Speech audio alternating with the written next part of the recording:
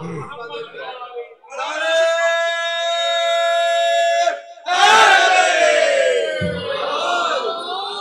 جنہوں نے اس نور کی پیروی کی کہ جو میرے نبی کے ساتھ انزل معہ نازل کیا گیا ہے نبی کے ساتھ، اولئک ھم المفلحون، وہی لوگ کامیاب ہیں۔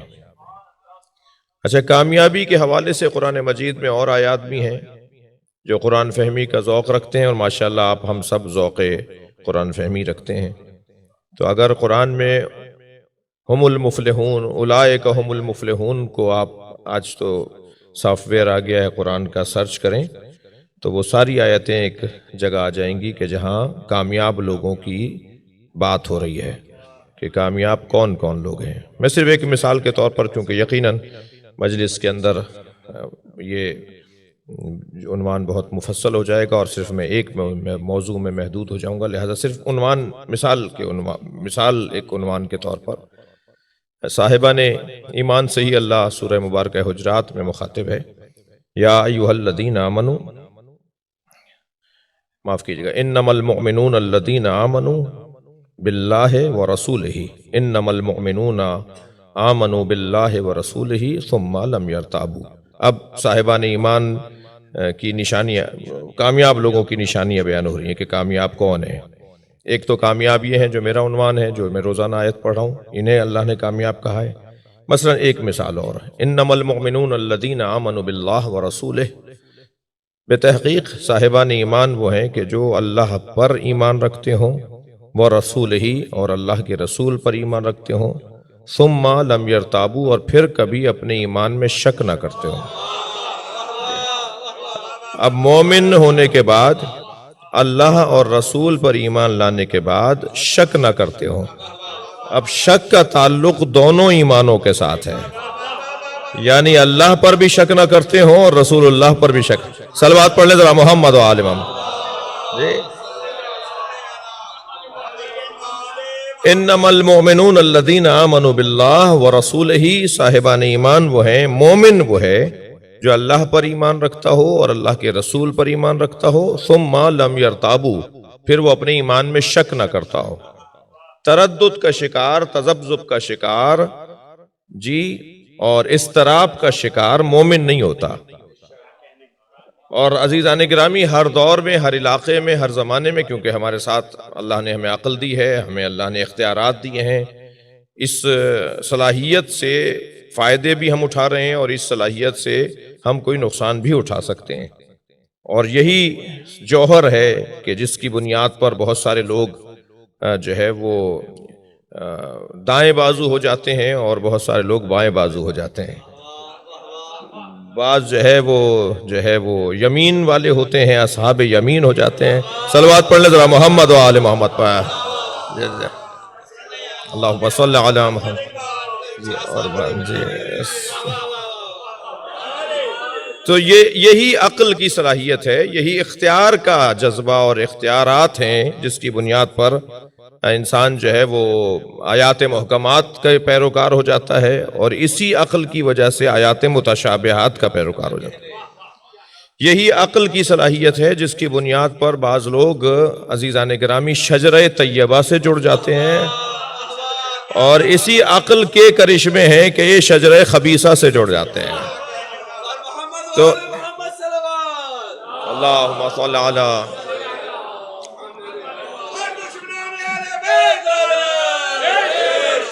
اور اسی بات کی طرف قرآن مجید نے ہماری رہنمائی کی ہے کہ اِنَّا ہَدَيْنَاهُ السَّبِيلَ اِمَّا شَاكِرًا وَإِمَّا كَفُورًا، ہم نے تمہیں رستہ دکھا دیا ہے، تمہاری مرضی ہے کفران نعمت کرنے والوں میں سے بنو یا شکر الہی کرنے والوں میں قرار پاؤ۔ اور رستہ اللہ نے دکھا دیا ہے، تمہاری مرضی ہے کہ تم، رستہ دکھا دیا ہے، رستہ تو ایک دکھایا ہے تو دوسری طرف کیسے جائیں گے؟ دو رستے دکھاتا تو پھر یہ ہوتا، اللہ نے دو رستے نہیں دکھائے ہیں، اللہ نے رستہ ایک ہی دکھایا ہے، سبیل ہے، سبل نہیں ہے یہاں پر۔ صلوات پڑھ لیں ذرا محمد و آل محمد جی۔ توجہ ہے، سبیل، اِنَّا ہَدَيْنَاهُ السَّبِيلَ، ہم نے تمہیں سبیل کی ہدایت کر دی، ہم نے تمہیں سبیل دکھا دیا، ہم نے تمہیں سبیل دکھا دی، اب تمہاری مرضی ہے کہ کفران نعمت کرو یا شکر الہی کرو۔ تو سبیل تو ایک ہی دکھائی گئی ہے، تو پھر ہم دائیں بائیں کیسے جا رہے ہیں؟ اس کا مطلب یہ ہے کہ سبیل پر چلو گے تو شکر نعمت ہے، سبیل کو چھوڑو گے تو کفر نعمت ہے۔ اچھا، آپ اگر اس باب میں جائیں تو جو ہے وہ قرآن مجید میں ہدایت سے متعلق کچھ تعبیرات اللہ نے نازل کی ہیں۔ ایک لفظ سبیل ہے، اس کی جمع بھی آئی ہے قرآن میں، اس کی جمع بھی آئی ہے، والذین جاہدوا فینا لنہدینہ سبلنا، جو ہماری راہ میں جہاد کرتے ہیں اور کوشش کرتے ہیں، ہم انہیں بہت سے رستے دکھاتے ہیں۔ تو بہت سارے رستے بھی اللہ دکھاتا ہے، مگر وہ بہت سارے رستے اگر ایک بڑے رستے سے نہ جوڑ رہے ہوں تو وہ بہت سارے رستے اللہ کی طرف سے دکھانا بنتا نہیں ہے۔ میں شاید کوئی بات کسی جوان کے لیے ہو، اگر سارے رستے مختلف ہیں تو پھر اللہ کی طرف سے یہ کہ اللہ ہمیں کہہ رہا ہے کہ یہ غلط، معاذ اللہ غلط کام بھی کر لو اور اچھا کام بھی کر لو، نہیں، اللہ تو ہمیں اچھی کام کی طرف دعوت دے گا نا۔ تو جتنے بھی رستے ہیں وہ سب اچھی طرف لے جانے والے ہوں گے جی۔ سبل اگر ہیں تو وہ سارے در حقیقت سب نکل کر ایک بڑے رستے پہ پہنچیں گے۔ اب یہاں سبیل کی جمع تو آئی ہے مگر صراط کی جمع نہیں آئی۔ بھائی صلوات پڑھ لیں محمد و آل محمد۔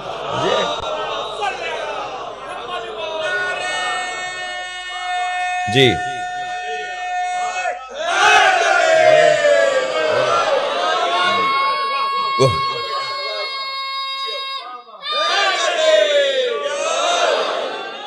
بھائی بعض لوگ میرے دوستوں کے نعرے لگانے پہ تھوڑا سا دائیں بائیں بھی دیکھ رہے ہیں تو برداشت فرمائیے، یہ بر صغیر کی مجلس کا انداز ہے، اور آپ سارے ہندی اور پاکستانی بیٹھے ہوئے، خفا نہیں ہو ان بھائیوں سے۔ ایک صلوات پڑھ لیں ذرا محمد و آل محمد۔ اللہم صل علی۔ آپ یہ تو ایسا کر رہے ہیں، جو نہیں کر رہے وہ ان سے خفا نہ ہو، تو کم سے کم صلوات اور پڑھ لیں محمد و آل محمد۔ اللہم صل علی۔ اس سے بہت توجہ کیا آپ نے؟ تو سبیل، یہ سبل، یہ سارے چھوٹے چھوٹے رستے ہیں جو ایک بڑی شاہراہ پر پہنچائیں گے۔ ہر ملک میں پورے ملک کو جوڑنے والی ایک ہی شاہراہ ہوتی ہے، اور اس بڑی شاہراہ تک پہنچنے کے لیے بہت سارے رستے ہوتے ہیں۔ یہ سارے چھوٹے رستے بڑی شاہراہ پر پہنچائیں تاکہ یہ بڑی شاہراہ مرکز تک پہنچائے۔ اس بڑی شاہراہ کا کام ہے مرکز تک پہنچانا۔ اب سمجھ میں آتا ہے عزیزان گرامی، حضرت شہباز قلندر ہوں، ان کے علاقے کو ہم سہون شریف کہتے ہیں، حضرت معین الدین چشتی رحمت اللہ علیہ ہوں، ان کے علاقے اجمیر شریف کو ہم اجمیر شریف کہتے ہیں، خواجہ غریب نواز کے دہلی شریف ہے جی، توجہ کر لی، حضرت سید جلال کا مزار اچ شریف میں ہے، بھاولپور کا علاقہ ہے اچ، تو وہاں اچ شریف ہے۔ تو جتنے بھی اللہ کی سبیلیں ہیں وہ سب شریف کہلاتی ہیں، اور جو اللہ کا صراط ہے وہ اشرف کہلاتا ہے۔ مجھے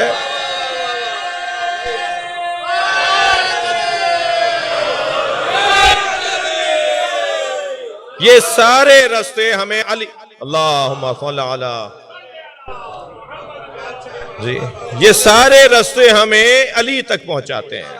یعنی جتنے بھی اولیاء الہی دنیا جہان کے اندر اللہ کی جانب سے ہدایت کے لیے بھیجے گئے ہیں، یہ سب سبیلیں ہیں اللہ کی، اور یہ سب ایک صراط تک لے جاتے ہیں جو مولا علی کی ذات۔ اور جب ہم مولا علی کی ذات تک پہنچ جائیں گے تو ان کا کام ہے اللہ تک پہنچانا۔ اور میں نے تو روایات اور احادیث میں اس بات کو خوب محسوس کیا ہے کہ جب ہم اللہ کی بارگاہ میں حاضر ہوتے ہیں تو علی کے پاس بھیج دیتا ہے کہ بغیر علی کے نہ ہو، بغیر علی کے۔ جی جی یا علی، اور جب ہم علی کے پاس پہنچ جاتے ہیں تو وہ اللہ کے پاس پہنچا دیتے ہیں۔ تو یہاں اللہ اب اولئک هم المفلحون کن کے لیے؟ ثم لم يرتابوا، پھر اللہ پر ایمان اور رسول پر ایمان میں کبھی شک نہ کرتے ہو۔ یعنی شک کا جو مرجع ہے، شک کا جو اشارہ ہے جی، وہ اللہ پر ایمان کے ساتھ اور رسول پر ایمان کے ساتھ جڑا ہوا ہے۔ یعنی اللہ کے اوپر شک کرنا یا رسول اللہ پہ شک کرنا۔ تو میں عرض کر رہا تھا کہ ہمیں اللہ نے عقل دی ہے اور شعور دیا ہے، سمجھ دی ہے، جس سے اگر کبھی سوء استفادہ ہو تو غلط رستے پہ انسان جا سکتا ہے، اور اگر استفادہ ہو تو صحیح رستے پہ انسان جا سکتا ہے۔ تو شک اور تردد کا عمل تو مسلسل ہے۔ کچھ ہے کہ جو شک میں شدید ہیں، کچھ ہیں جو شک میں کمزور ہیں، کچھ شک سے پاک ہیں۔ اور میں یہ بار بار اس مفہوم کی طرف کوشش کرتا ہوں کہ اپنے کم سن ساتھیوں کو توجہ دلاؤں کہ ان مجلسوں کا ایک نتیجہ بھی یہی ہے کہ اگر کبھی شک کا کوئی بیکٹیریا آ جائے تو مجلس میں آ جاؤ تاکہ یقین میں تبدیل ہو جائے۔ یہ مجالس ہمیں حالت یقین میں رکھنے کے لیے ہیں۔ صلوات پڑھ لیں محمد و آل محمد پر، کیونکہ شک اللہ کو پسند نہیں ہے، شک اللہ کو پسند نہیں ہے۔ اللہ اپنی نماز نہیں چاہتا جب تک کہ یقین نہ ہو۔ لہذا میرے معصوم امام ارشاد فرماتے ہیں کہ شک کی حالت میں طویل عبادتیں اور یقین کی حالت میں نیند، یقین کی حالت کی نیند افضل ہے شک کی عبادتوں کے جگہ۔ وہ اس عبادت کا کیا فائدہ جس میں شک ہو، تردد ہو، جی دیکھا دیکھی ہو، رسم و رواج ہو۔ تو یہ اب یہاں شک سے نکلنے کا پیغام، ثم لم یرتابوا، وہ جو صاحبان ایمان ہے اللہ اور رسول کے اوپر، وہ پھر کبھی شک نہ کرتے ہوں۔ آگے بات بڑھی، وجاہدوا باموالہم وانفسہم فی سبیل اللہ، اور صاحب ایمان کی تیسری یا کہیے چوتھی نشانی، پہلا تو ایمان باللہ، پھر ایمان بالرسول، اور پھر شک نہ کرنا۔ چوتھی نشانی صاحبان ایمان کی ہے کہ جاہدوا باموالہم، اپنے مال کے ذریعے سے جہاد کرتے ہوں۔ اور مال کسے کہتے ہیں؟ صرف کرنسی کو اور نوٹوں کو مال نہیں کہا جاتا، بلکہ مال کی تعریف کی ہے شیخ انصاری نے، فرماتے ہیں کہ المال الذی یمیل الیہ النفس، مال ہر اس شے کو کہا جاتا ہے جس کی طرف نفس کو رغبت ہو۔ لہٰذا کبھی پیسہ مال ہے تو کبھی شہرت مال ہے تو کبھی کرسی مال ہے تو کبھی اولاد مال ہے۔ جس چیز کو میں پسند کرتا ہوں وہی مال ہے، اسے اللہ کی راہ میں اگر میں خرچ کروں تو یہ جہاد بالمال ہے، اپنے مال کا جہاد ہے۔ وجاہدوا باموالہم وانفسہم، اور اپنے نفس کے ذریعے سے جہاد کرنا۔ اب جہاد بن نفس اور جہاد مال نفس، یہ دو علیحدہ باتیں ہیں۔ ایک مرتبہ جہاد بن نفس ہے، یہ میدان جہاد میں ہوتا ہے، یہ جہاں تلواریں چل رہی ہوں، جہاں گرم اسلحہ چل رہا ہو، وہاں اپنے آپ کو اللہ کی خاطر پہنچا دینا اور اپنے آپ کو قربان کر دینا، یہ جہاد بن نفس ہے۔ اور ایک مرتبہ یہ جہاد بن نفس مشکل ترین گھڑیوں سے نکلنے کے بعد جہاد اصغر کہلاتا ہے۔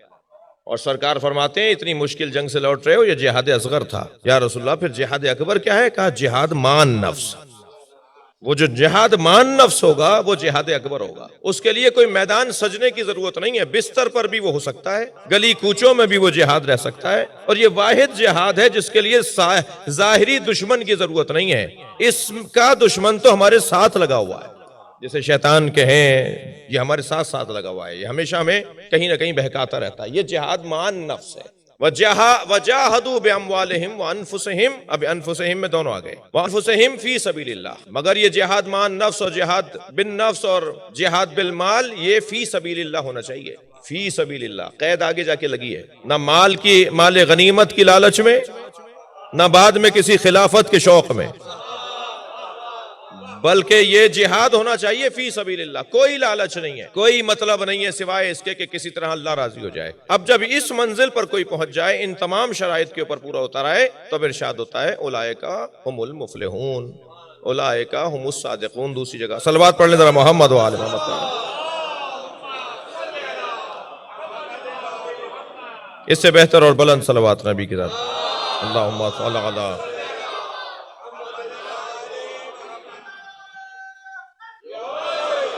اسی لب و لہجے کی آیت یہ ہے جو میں آپ کے سامنے روزانہ تلاوت کر رہا تھا، جس میں ارشاد ہو رہا ہے کہ وَتَبَعُوا نُورَ الَّذِي أُنزِلَ مَعَهُ أُولَئِكَ هُمُ الْمُفْلِحُونَ۔ جو یہ کام کریں گے، میرے نبی پر ایمان لائیں گے، میرے نبی کی تعظیم کریں گے، میرے نبی کی مدد کریں گے، اور نبی کے ساتھ نازل شدہ نور کی پیروی کریں گے۔ اللہ نے نبی کے ذکر کو علی کے ذکر سے خالی نہیں رکھا ہے۔ یہ کیسا ایمان ہے کہ تم میرے نبی پر تو ایمان لے آئے، میرے نبی کی تم نے تعظیم بھی کر لی، میرے نبی کی تم نے مدد بھی کر لی، اور تم علی کی پیروی نہیں کر رہے؟ نبی پر ایمان مکمل نہیں ہوگا جب تک کہ اس نور کی پیروی نہ ہو جو نبی کے ساتھ نازل کیا گیا ہے۔ اور عزیزان گرامی، وہ نور قابل رویت ہے، قابل دید ہے، وہ نور علم ہے، وہ نور جہاد ہے، وہ نور تقوی ہے، وہ نور عزت ہے، وہ نور غیرت ہے، وہ نور سخاوت ہے۔ جتنے بھی انسانی اقدار ہیں ان سب کا وہ مرقع ہے، ان سب کا وہ گلدستہ ہے، اسے علی کہا جاتا ہے۔ سبھی علی فرق بولا، علی بولا، علی بولا، صبح کے ساتھ دل بولا، علی بولا، علی بولا، نعرہ حیدری، اللہم صلی علی. فرما رہے ہیں تھوڑا تھوڑا سا آگے تشریف فرما ہو جائیں ایک صلوات پڑھتے ہوئے. اللہم صلی. ایک زحمت ہے.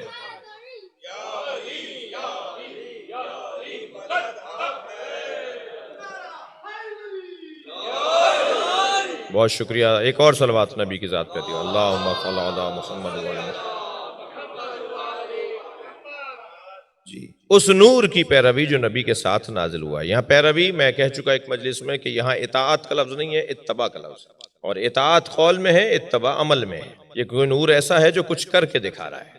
یہ نور قرآنی نہیں ہے. قرآن بھی نور کہا گیا ہے مگر یہ نور یہاں مراد قرآن نہیں ہے، ورنہ وہاں لفظ اتباع نہ آتا. لفظ اتباع آیا ہے، اس کا مطلب ہے کہ کوئی جسمانی شکل میں، کوئی پیکر کے سانچے میں کوئی وجود ہے جو عمل انجام دے کر دکھا رہا ہے. اس عمل کے مطابق عمل گزار کرو تو پھر یہ نور کی اتباع ہے. اتباع اعمال میں ہے اور اطاعت اقوال اور اعمال دونوں میں ہے. صلوات پڑھ لیں ذرا محمد و آل محمد.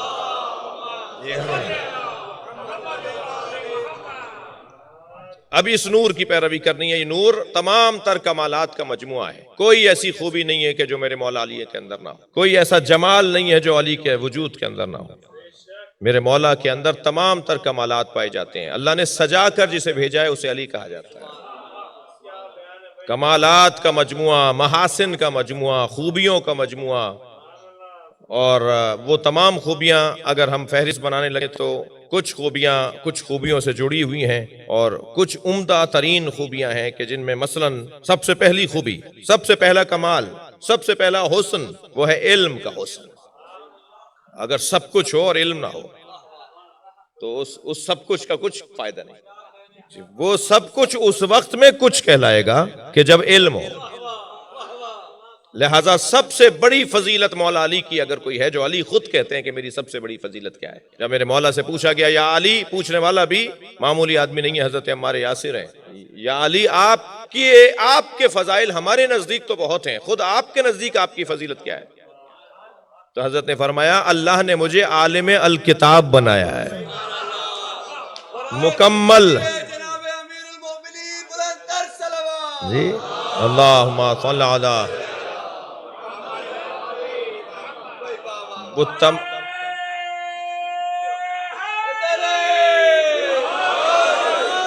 مولا کا سب سے بڑا عنوان فضل، عنوان فضیلت علم علی. ایک منزل آگے بڑھیے. دوسرا عنوان فضل اور عنوان فضیلت کیا ہے؟ وہ ہے عزیزان گرامی سخاوت علی. اچھا، علم کے بغیر سخاوت ہو، علم کے بغیر شجاعت ہو، علم کے بغیر غیرت ہو، علم کے بغیر عزت ہو، یہ سارے بیکار. اس لیے کہ علم کے بغیر جو سخاوت ہے نا وہ فضول خرچی ہے. علم کے بغیر شجاعت جو ہے وہ دہشت گردی ہے. بھائی صلوات پڑھ لیں محمد و آل محمد پر. مل کر صلوات ہدیہ محمد.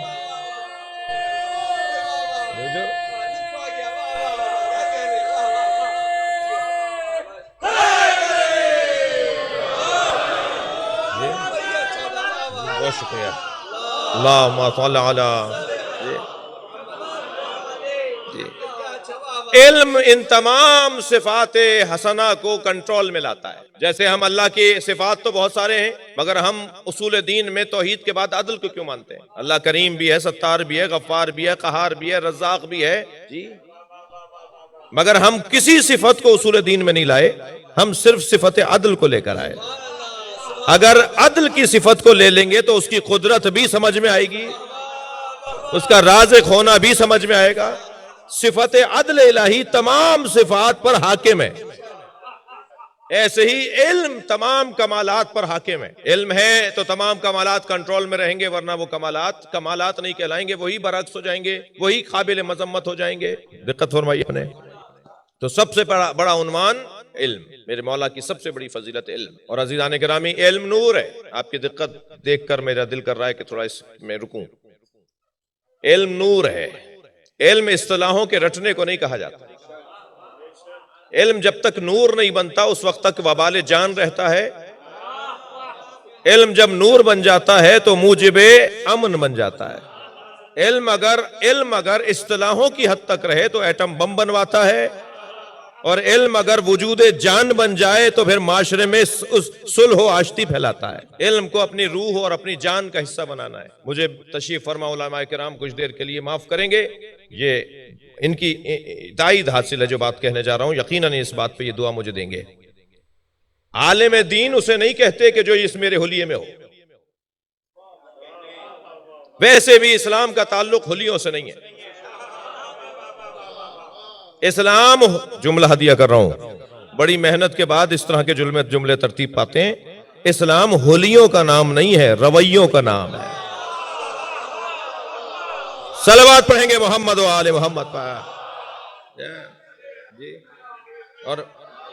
اور ویسے بھی میرے عزیزوں، میرے بزرگوں، ظاہر کی پاسداری قرآن و حدیث کی روشنی میں ہمیں کرنی ہے۔ ظاہر کی پاسداری، ظواہر کا تحفظ، یہ ہمیں کرنا ہے، یہ حکم الہی ہے، شریعت کا حصہ ہے۔ مگر ظاہر میں کھو جانا یہ کافی نہیں ہے اور یہ مطلوب نہیں ہے۔ ایک ظاہر ہے، اس کے بطن تک جب تک نہیں جائیں گے۔ ویسے ہی دور پیکنگ کا ہے، جس کی پیکنگ اچھی ہے اس کی خریداری بھی اچھی ہے۔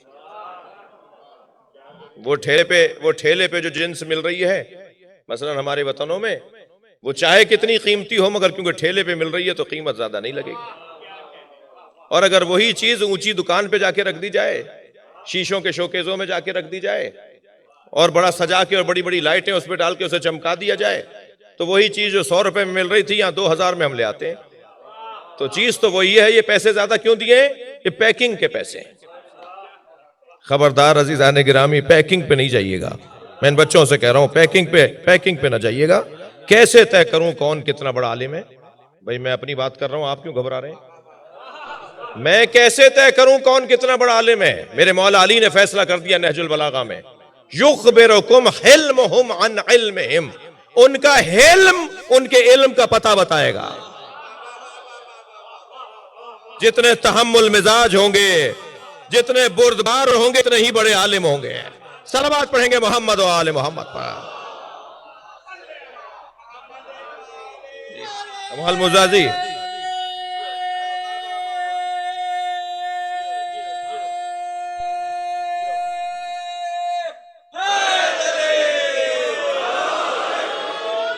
مجھے نہیں پتا یہ بچہ سمجھ بھی رہا ہے یا نہیں۔ تم باہر سے آئے ہو یا یہیں پیدا ہوئے ہو؟ باہر سے آئے ہو؟ ماشاءاللہ۔ ایک صلوات پڑھیں ذرا محمد و آل محمد۔ اللہم صل علی۔ اب اس کے نعرے کا مزہ آئے گا مجھے۔ ایک اور صلوات محمد و آل محمد۔ اللہم صل علی۔ اس سے بہتر اور بلند صلوات نبی کی ذات میں۔ اللہم صل علی۔ اگر کوئی ڈاکٹر ہو یعنی بدن کا عالم ہو تو ممکن ہے وہ عالم دین ہو، اور اگر کوئی مدرسے کا پڑھا ہوا ہو تو ممکن ہے وہ عالم دنیا ہو۔ ضروری نہیں ہے کہ عالم دین اس حلیے میں ہوگا تو عالم دین، ٹائی کوٹ پہنے ہوئے ہوگا اور اس کے گلے میں وہ آلہ ہوگا دھڑکن چیک کرنے والا، تو وہ جو ہے وہ دنیا کا عالم ہے۔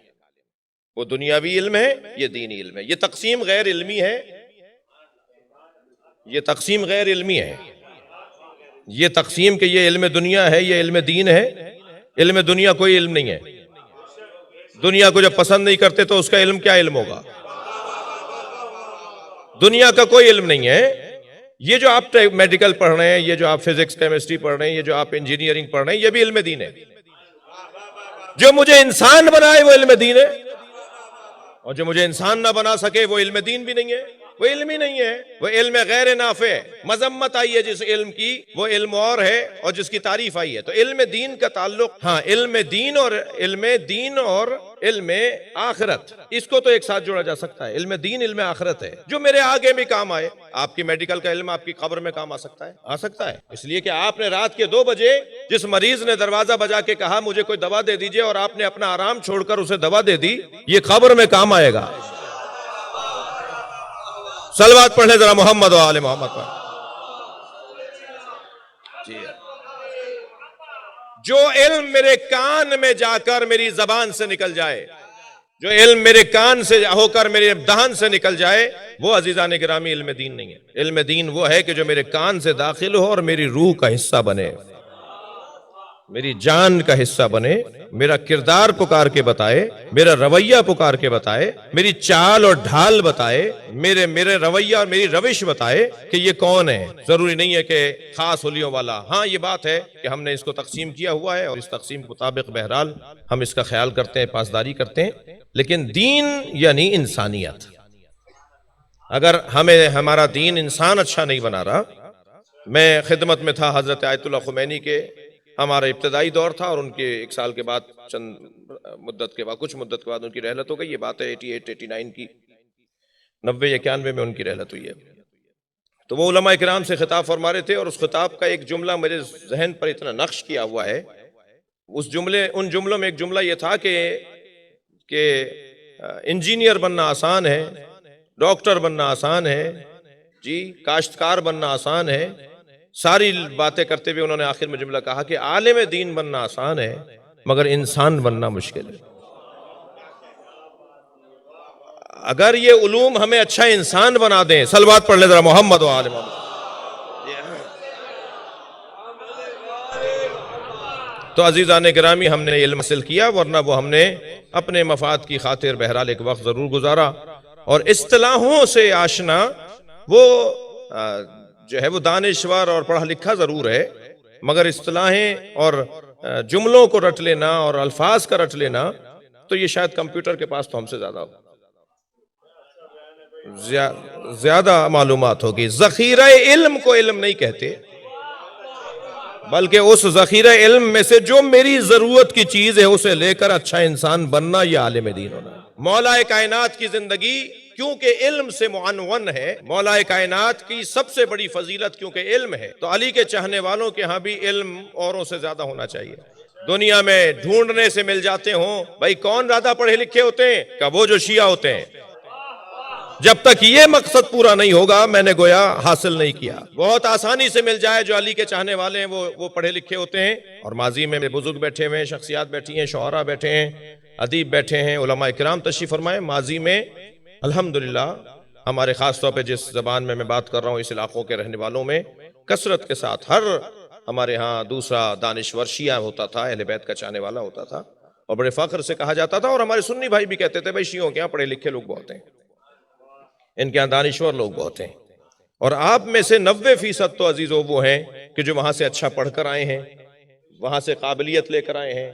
آپ وہاں سے، آپ کو یہاں قبولی جب کیا گیا ہوگا کہ جب آپ قابل ہوں گے، ایسے تو یہاں آپ کو ویسے ہی پی آر وی آر نہیں ملنی تھی۔ جی میں اردو میں مجلس پڑھ رہا ہوں، ایک صلوات پڑھ لیں محمد و آل محمد، اللہم صلی علی محمد۔ میں نے 10% کو چھوڑا ہے، وہ آپ کو پتا ہے کیوں چھوڑا ہے میں نے، لیکن 90% تو قابل لوگ ہیں، آپ میں پڑھے لکھے لوگ ہیں، دنیاوی اعتبار سے عصری تعلیم کے اندر آپ لوگ قابل لوگ ہیں۔ یہی عمل اگر آگے بڑھے اور یہ آپ ہاتھ سے ہاتھ پکڑنے کا عمل انجام دیں اور ڈھونڈیں اپنے وطنوں میں کہ اہل بیت کے چاہنے والے، صلوات پڑھ لیں ذرا محمد و آل محمد۔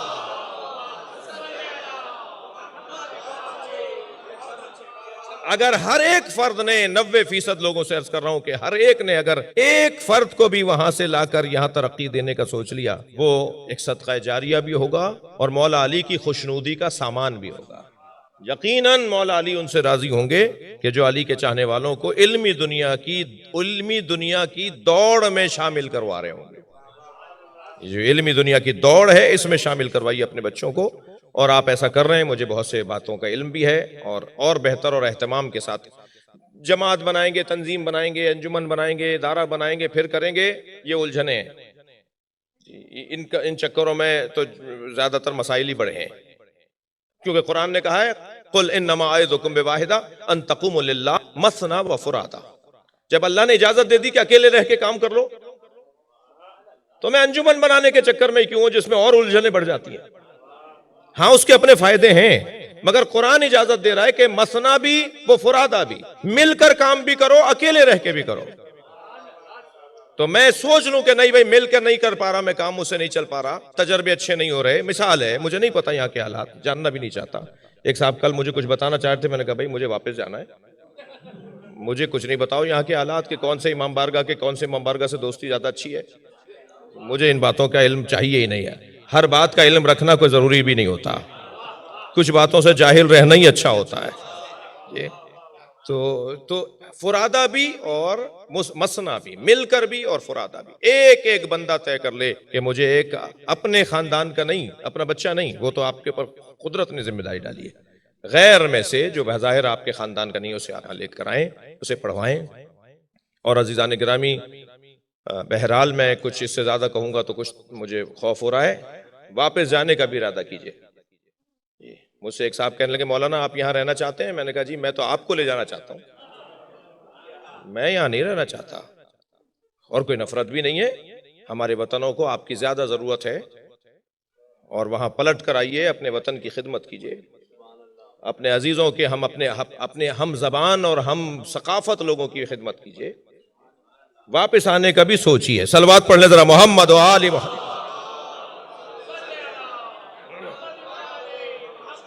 جی اللہ ہمیں کامیاب دیکھنا چاہتا ہے، اور مولا کائنات کے ساتھ میرا دل کر رہا ہے کہ ایک فضیلت اور سن لیں. مولا کی ذات مکمل ذات علی معجزہ ہے. معجزہ یعنی جس کا توڑ نہ ہو، جس کا جواب نہ ہو. بعض اوقات تو کسی بات کا جواب نہیں ہوتا، کبھی کسی ذات کا بھی جواب نہیں ہوتا. علی وہ ذات ہے جس کا جواب نہیں ہے. علی کے برابر، علی کے مقابلے میں کوئی لا ہی نہیں سکتا کوئی بات. علم یہ جذباتی باتیں نہیں ہیں، یہ زور بیانی نہیں ہے، یہ خطابت نہیں ہے. مجلس تو مجھے ویسے ہی نہیں پڑھنی آتی. یہ خطابت نہیں کر رہا، حقیقت ہے، اور دل سے کہہ رہا ہوں، اور مولا کو راضی کرنے کو کہہ رہا ہوں. اور آپ میرے ساتھ سن لیں گے تو علی آپ سے بھی راضی ہو جائیں گے. جی میرے مولا کا کوئی جواب نہیں ہے، میرے مولا کے برابر کا کوئی نہیں ہے. جملہ عدیہ کر رہا ہوں. اگر علی کی دیکھا دیکھی میں کسی نے کچھ کہہ بھی دیا نا تو نبھانا مشکل ہو جائے گا. میں زمین کے رستوں سے زیادہ آسمان کے رستے ہو جائے.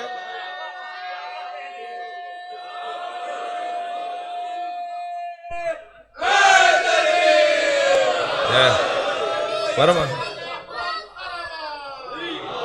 اللہم صلی علی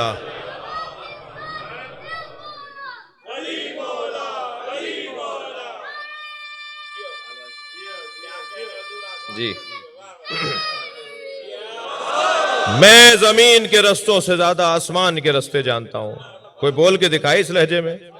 جنہیں زمین کے جغرافیہ کا پتہ نہ ہو وہ آسمان کی کیا بات بتائے گا. میرے مولا آسمانوں کے رستے زیادہ جانتے ہیں.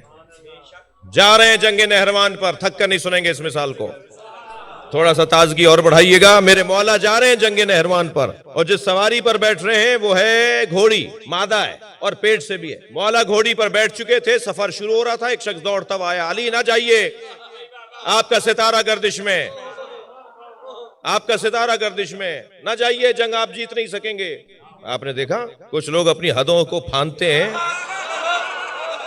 اور ائمہ کے حساب و کتاب بھی لگاتے ہیں. یہ ہے کون جو علی سے بات کر رہا ہے؟ مولا بیٹھتے بیٹھتے اتر آئے، حضرت قریب آیا. حضرت نے فرمایا تو ستاروں کو جانتا ہے؟ کہنا ستارہ شناسی میرا کام ہے. حضرت نے فرمایا بتا وہ کون سا ستارہ ہے جو اپنی جگہ سے حرکت کرتا ہے؟ تو بلیوں پر فلاں کیفیت طاری ہوتی ہے. خاموش. حضرت نے فرمایا چل یہ بتا وہ کون سا ستارہ ہے جو اپنی جگہ سے حرکت کرتا ہے تو اونٹ پر فلاں کیفیت طاری ہوتی ہے. کوئی جواب نہیں.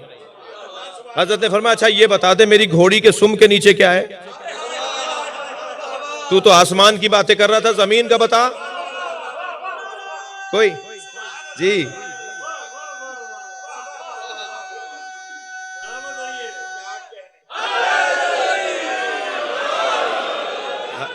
حضرت نے فرمایا بتا سم کے نیچے کیا ہے؟ میری گھوڑی کھڑی ہے، اس کے سم کے نیچے کیا ہے؟ کوئی جواب نہیں تھا. تو حضرت نے گھوڑی کے شکم پر ہاتھ رکھتے ہوئے فرمایا بتا اس میں نر ہے یا مادہ؟ جب وہ بھی نہیں بتا سکا تو حضرت نے فرمایا تو سامنے کی چیز نہیں بتا سک رہا، آسمانوں کی باتیں کر رہا ہے. سن میں جس جنگ پر جا رہا ہوں میں نے ایسی کامیاب جنگ لڑی نہیں. جی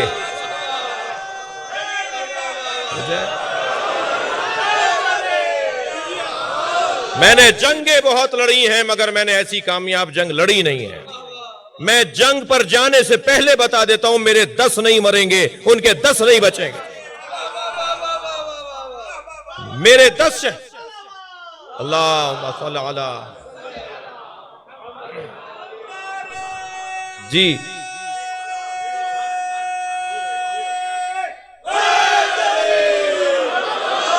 میرے 10 شہید نہیں ہوں گے، ان کے 10 بچیں گے نہیں۔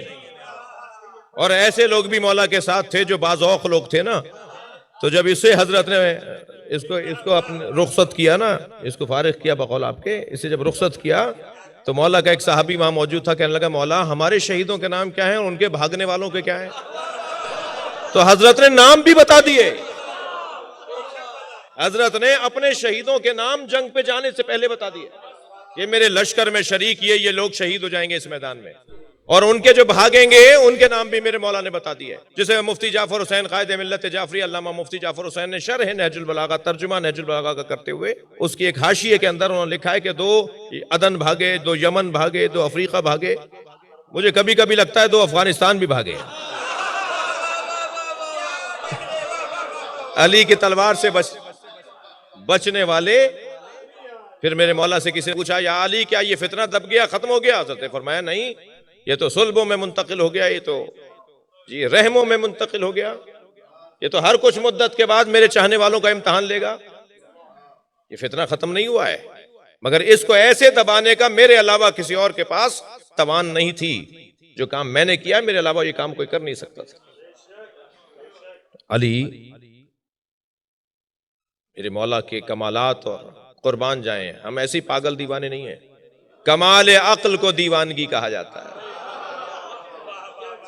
یہ علی بن ابی طالب کے دروازے پر دنیا کے دانشور سر جھکائے کھڑے ہیں، اقرار عظمت علی کرتے ہیں۔ وقت تنگ ہو گیا عزیزان گرامی، اتنا طے ہے کہ ہم اور آپ جس دروازے پر بیٹھے ہیں اس سے اچھا دروازہ نہیں ہے، نظام ہم سے اچھا کسی کے پاس نہیں ہے، اور اس کی طرف لوگ رغبت پا رہے ہیں، آہستہ آہستہ لوگ راغب ہوتے جا رہے ہیں۔ مجھے تو امام کے ظہور کی خوشبو آ رہی ہے، اس لیے کہ امام کے ظہور سے پہلے لوگوں پہ حقائق روشن ہوں گے، اور حقائق روشن ہونا شروع ہو گئے ہیں، باتیں کھل رہی ہیں۔ اللہم صل علی محمد وعلی محمد۔ لوگ اہل بیت کی طرف راغب ہو رہے ہیں۔ ایک صاحب کہنے لگے آپ کو یہ اس دروازے سے ملتا کیا ہے؟ میں نے کہا اگر نہ مل رہا ہوتا تو مجمع کم ہونا چاہیے تھا، مجمع کا امام بارگاہوں میں بڑھنا بتا رہا ہے، عزاداری میں مجمع کا بڑھنا بتا رہا ہے کہ یہاں سے جو دولت ملتی ہے وہ ہے اطمینان قلب، اطمینان قلب کی دولت ملتی ہے، اور میں اور آپ تو بہت غنی ہیں اس حوالے سے کہ مولا کائنات کی سیرت ہمیں امام حسن کی صورت میں، پھر امام حسین کی صورت میں، اور پھر یہ سلسلہ جیسے جیسے زمانے کی ضرورت تبدیل ہوتی رہی یہ سلسلہ جاری اور ساری رہا، یہاں تک کہ 8ویں دور میں جب ہم پہنچتے ہیں تو اس دور سے جو ہمیں پیغامات اور مسائل کا حل ہمیں ملتا ہے ہمارے ہاں بھی، کیونکہ انسان تو بدل نہیں رہا، مادہ بدل رہا ہے، انسان تو وہی ہے، وہی مسائل دوبارہ ریپیٹ ہوتے ہیں، وہی باتیں دوبارہ سے سامنے آتی ہیں، تو ہمارے پاس بہترین مثالیں رہنمائی حاصل کرنے کے لیے اور اپنے مسئلوں کو حل کرنے کے لیے ائمہ کی زندگی سے موجود ہیں، خاص طور پر امام رضا کی زندگی بڑی نایاب اور انتہائی گہرے اور سنگین اور وزین اور ثقیل عناوین سے تعبیر ہے۔ امام کے بہت سارے القاب میں ایک لقب غریب الغرباء، غرباء کا غریب، غرباء کا غریب، غریب الغرباء، غرب میں غریب۔ وہ دور وہی ہے کہ جب نیشاپور، خراسان، قم سے ہوتے ہوئے لوگ ہندوستان بر صغیر کی طرف سادات آئے، سیدانیاں آئیں، امام زادگان آئے، یہ وہی دور ہے۔ سید اس گھر کا سید بھی غریب تھا، مگر بڑا غریب کون ہے؟ جو ان میں بڑا ہے۔ کیوں غریب الغربا؟ اس لیے کہ غربا میں جو امیر ہے، غربا کا جو بڑا ہے، وہ غریب الغربا کہلائے گا۔ اور وہ میرے مولا رضا جب مدینہ منورہ سے حضرت کو لے جایا جا رہا ہے تو آپ نبی مکرم کے مزار پر تشریف لے گئے، قبر اطہر پیغمبر پر، اور وہاں موجود چاہنے والوں سے کہا میرا نوحہ پڑھو، میرا ماتم کرو، مجھ پہ مرثیہ پڑھو، میری زندگی میں میرا نوحہ پڑھو، اس لیے کہ مجھے میرے وطن سے لے جایا جا رہا ہے۔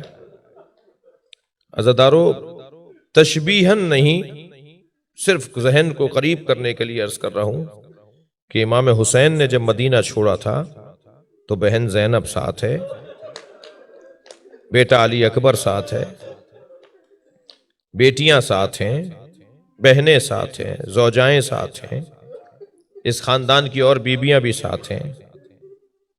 لیکن جب امام رضا مدینہ چھوڑ رہے ہیں تو کوئی ساتھ نہیں ہے۔ فرما رہے ہیں میری زندگی میں مجھ پہ نوحہ پڑھو۔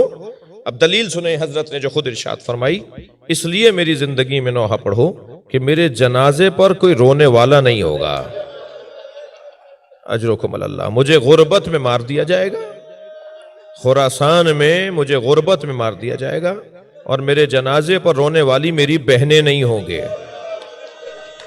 عزادارو، کبھی سوچیں کہ جس امام کے اللہ اکبر 27 بہنیں ہوں، جناب معصوم قم اور امام رضا ایک مادر گرامی سے ہیں، جس کو آج مثلا ہم اصطلاحاً کہتے ہیں سگے بہن بھائی، ایک ماں سے ہیں امام رضا، اور جناب مادر گرامی سے ہیں جناب معصوم قم اور جناب مولا امام رضا۔ کوئی نہیں ہے جب جنازہ اٹھ رہا ہے، حتیٰ آپ کی آنکھوں میں آنسو آ گئے، حتیٰ جب امام کو زہر دیا گیا نا، تو جہاں سے زہر ملا اور جہاں حضرت کا قیام تھا، سنیں گے وہاں حضرت گرتے ہوئے گئے ہیں، کوئی مولا رضا کو سہارا دینے والا نہیں تھا۔ اجرکم اللہ، اجرکم اللہ، آپ کی آوازیں بلند ہیں، اللہ آپ کو اس کا اجر و ثواب عطا فرمائے۔ میرے مولا رضا کو زہر دیا گیا، اور اسی زہر کے اثر سے مولا دوسرے دن شہید ہو گئے ہیں۔ ایک دن اور ایک رات حضرت اس زہر کے اثر میں رہے۔ میں روایت پڑھ رہا تھا کہ جب زہر دیا گیا حضرت کو، اس کے بعد سے تکلیف شروع ہوئی، اور جب شہادت قریب ہوئی ہے نا، تو حضرت کی کیفیت ایسی تھی جیسے کربلا میں علی اصغر کی کیفیت۔ اجرکم اللہ، اجرکم اللہ، خدا کسی غم میں نہ رلائے سوائے غم اہل بیت کے، ہمیں رونے رلانے والوں میں قرار دے۔ 2 محرم امام رضا کی خدمت میں دیبل خزائی شاعر ہیں امام رضا کے، انہوں نے آ کر کہا مولا میں نے آپ کے جد حسین کا مرثیہ لکھا ہے۔ امام نے فرمایا دیبل ذرا صبر کرو، اپنے غلام کو بلا کے کہا کہ پردہ آویزاں کرواؤ، اور حرم سے کہو، بیبیوں سے کہو کہ وہ پردے کے اس طرف آ کے بیٹھ جائیں، مجلس ہو رہی ہے، دیبل مرثیہ سنائیں گے۔ اور جب بیبیاں آ کے بیٹھ گئی نا پردے کی اس طرف، تو امام نے کرسی کی طرف اشارہ کیا، دیبل مرثیہ سناؤ۔ دیبل کرسی پہ جا کے بیٹھے، مولا رضا مرثیہ سن رہے۔ دیبل نے مرثیہ پڑھا، یا فاتی قومی ابنت الخیر فندبی، اے بہترین مخلوق رسول اللہ کی بیٹی فاطمہ، جنت البقیع کو چھوڑ کے کربلا آ جاؤ۔ مولا حسین کا مرثیہ سنا رہے ہیں، کون؟ دیبل خزائی۔ اے سیدہ زہرا، جنت البقیع کو چھوڑ کے کربلا آ جاؤ، کربلا میں آسمان سے چاند کے ٹکڑے گر رہے ہیں، کربلا میں آسمان سے تارے اتر رہے ہیں۔ اے فاطمہ کربلا آ جاؤ، اس لیے کہ کربلا میں ایک جانب تمہارا پوتا علی اکبر ایڑیاں رگڑ رہا ہے۔ اے سیدہ کربلا میں تمہارے عباس کے بازو کاٹے جا رہے ہیں۔ اے فاطمہ کربلا میں تمہارے علی اصغر کے گلے پہ تیر مارا جا رہا ہے۔